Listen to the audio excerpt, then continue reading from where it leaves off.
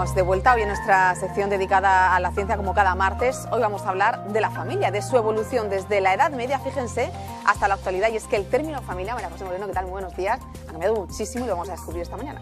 Buenos días. El término familia y la familia como entidad ha sido una figura muy importante y lo es a lo largo de la historia en la sociedad, en la economía, en nuestro día a día. Esto que parece que no le prestamos mucha atención porque forma parte de nuestro ser, pues es así y de hecho se investiga en ello y uno de los grupos más destacados que investigan este tipo de procesos está aquí, en la Universidad de Murcia, lo dirige Francisco Chacón, que es catedrático de Historia Moderna, que nos acompaña esta mañana y que es mejor que él, buenos días, para hablar de todas estas investigaciones y explicarnos, vamos a empezar por ahí, el concepto de familia para poder ubicarnos en toda esta investigación.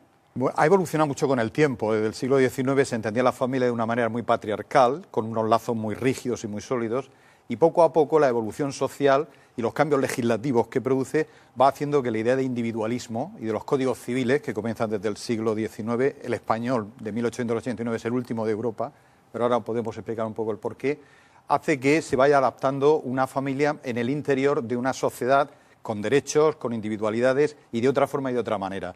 Por ello el concepto ha cambiado, pero por eso es bueno hacer una perspectiva de larga duración frente a lo que en historia, es una pequeña reivindicación que aprovecho la ocasión para hacerla, frente a la historia que ha estado como muy en segundo plano, interesa mucho más lo económico, los economistas, las evoluciones de los precios, los salarios y el trabajo, que es fundamental evidentemente, y la historia queda en un segundo plano.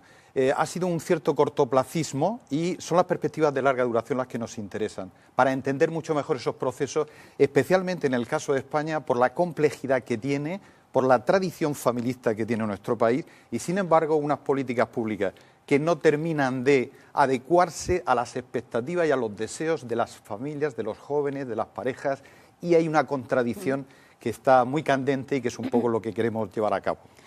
Está claro que el término familia lo tenemos muy interiorizado, ¿no? Pero hablas de una revolución silenciosa de las familias. ¿Tanto ha cambiado y no nos hemos dado ni cuenta o por lo menos no nos paramos a pensarlo? Sí, ahí hay una cuestión, una especie de tradición familiar en la sociedad española frente a lo que sería la despreocupación del Estado. ¿Cómo ha cambiado y cómo se produce esta situación? La idea parte para hacer esa perspectiva de larga duración entre el concepto de sacramento que tiene el matrimonio, la clave aquí en todo, hemos hablado de familia, la clave es en el matrimonio, la alianza entre dos personas que supone la alianza y la unión de todos los miembros que giran alrededor de las respectivas personas que se unen, y esa idea de sacramento que se mantiene en la Iglesia de 1563 después del Concilio de Trento y que llega en España 300 años después incluso. La Ley de Matrimonio Civil de 1870, que no entra en vigor, todavía recoge la fuerza de la idea de sacramento, cuando ya en 1563, cuando se produce la separación de la Iglesia en la Reforma protestante, el contrato desde el siglo XVI en Europa, en los países protestantes, es el que predomina. España tenemos que llegar hasta 1870 y más tarde, en 1932, en la época de la Segunda República, para que la idea de contrato siga vigente. Y cuaja en 1889 nuestro Código Civil. Claro, esa tradición familista a lo largo del tiempo ha hecho que hayan habido resistencias que han cuajado en una idea de familia muy tradicional en la sociedad española. ¿Y en qué se refleja ello?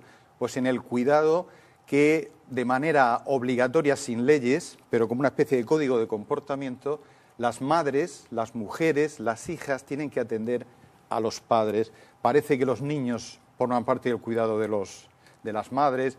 Todo ello está cambiando y revolucionando mucho, pero ese concepto tradicional es el que ha permanecido y el que está en cambio permanente. Y ahí las políticas públicas es donde no terminan de cuajar, al menos creemos, con la suficiente energía e impulso para renovar y cambiar un poco la sociedad española. Y si no ha terminado de cuajar cuando la familia era un matrimonio con hijos, hoy en día, ¿qué va a pasar? Porque el concepto de familia ha cambiado radicalmente. Sí. Hoy ya una familia es una pareja sin hijos, una madre con un hijo, un padre con hijos. Claro, ahí hay otra revolución muy interesante también, que es en primer lugar el papel de la mujer. Es decir, el protagonismo que la mujer tiene desde el momento revolucionario en el cual el hombre no es necesario.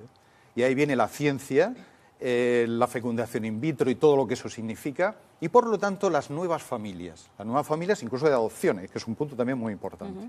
Entonces, esas nuevas familias hacen que se produzca un proceso de lo que la sociología y los sociólogos, puesto que la La familia es un concepto, volviendo un poco a la primera pregunta, en donde no solamente es histórico, es sociológico, es jurídico, el derecho de familia es biológico, es antropológico, la confluencia y la interdisciplinaridad es plena.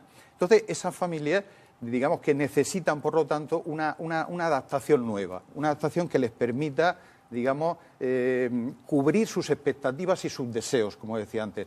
En este sentido, es importante, por ejemplo, cuando las encuestas sociológicas le preguntan a los jóvenes, en las encuestas de jóvenes del Centro de Investigaciones Sociológicas, cuáles son sus necesidades o sus expectativas.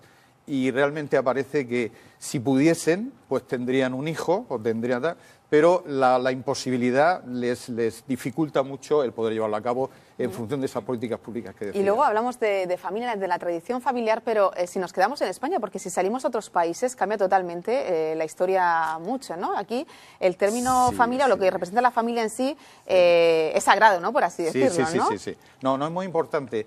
Es un poco la diferencia entre el sur y el norte de Europa. Es decir, en el norte de Europa hay unas políticas públicas muy en el interior de la sociedad y en el apoyo a las familias, apoyo a jóvenes para llegar a tener alquilar una vivienda, para llegar a un trabajo, es decir, para darle las condiciones objetivas favorables para que se unan y, por lo tanto, llegar a unos nacimientos y a una política demográfica suficiente.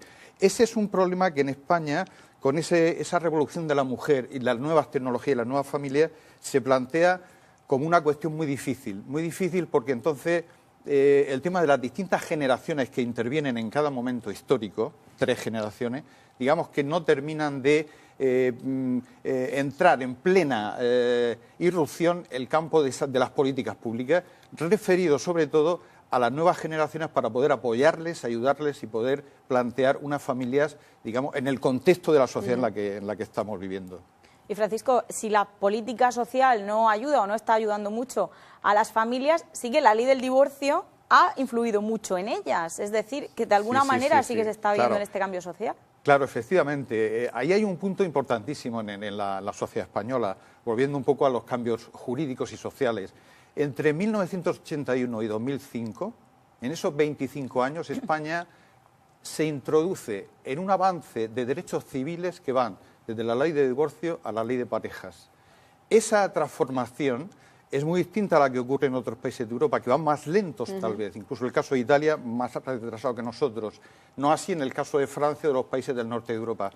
Pero esa revolución jurídica que recoge avances sociales no termina, y ahí está la contradicción tan importante actualmente, no termina de ser aplicada de manera práctica y concreta hacia unas políticas públicas que impulsen esas nuevas necesidades de nuevas familias, que necesitan incluso una regulación jurídica importante a la hora de custodia compartida, patria potestad, alimentos, etcétera. Hay un cambio en el Código Civil, en el derecho de familia, en constante evolución y en constante cambio. Y sería necesario adaptar, la palabra sería adaptación, a lo que la sociedad demanda. Y las generaciones actuales están solicitando en sus deseos y en sus expectativas para que fuesen posibles realizarlo. Es el Jefa Dream de Martin Luther King. Es decir, hemos tenido ese sueño de poder llegar a realizar eso. Y eso es fundamental porque sin esas políticas y sin esas adecuaciones y adaptaciones, la bomba de relojería, que supone una demografía estancada, un aumento de las edades y un problema de pensiones, no será posible cubrirlo. De ahí la trascendencia que la familia tiene como organización social, porque es realmente el eje de toda una sociedad. Y por eso imagino que se estudia, ¿no? Ya sacando a nosotros nuestro lado más científico, se lleva a estudio, ¿no? La familia. Por eso estamos ahora mismo en un proyecto que el Ministerio de Economía y Competitividad nos acaba de conceder hasta el año, como señalaba María José en la introducción, hasta el año 20, en donde lo que nosotros planteamos es precisamente las nuevas solidaridades, lo titulamos entornos sociales de cambio. Entornos sociales de cambio, cuáles son esos entornos actuales, con su tradición histórica, desde luego desde el siglo XVI, como he citado el Concilio de Trento de 1563, esos entornos sociales de cambio que nos llevan a nuevas solidaridades familiares. Hay que entenderlas de otra manera. La sociedad no es la patriarcal de los siglos XVI hasta el XIX. Esas nuevas solidaridades y una ruptura de las jerarquías actuales, en donde las uniones de las personas son la clave. No es la sacralización y la institucionalización. Las personas se unen y se unen en función de sus expectativas. Y esa idea es fundamental para aplicar políticas públicas en los sectores más sensibles, que permitan lograr esos sueños y esas expectativas. Y de ahí podríamos lograr, tal vez, remontar esa cuestión demográfica, que sin ella los problemas en España, en pensiones y en otros temas clave, están detenidos. Pero parece que no entra ello en las agendas de las políticas de nuestra sociedad, de políticos, de los sistemas políticos, de los partidos políticos. Que no hay que olvidar que la historia la hacen las personas y las personas están en familia. Claro, exactamente, muy bien. Muchísimas gracias, Francisco Chango, por estar esta Muy mañana bien, con nosotros. Nos muchísimas habla de la gracias. agenda política. Nosotros vamos a ir totalmente a otra agenda muy diferente, María José, porque son muchos, ¿no?, los eventos científicos que llenan lugares de la región. Nosotros se lo contamos en tan solo un minuto, vean.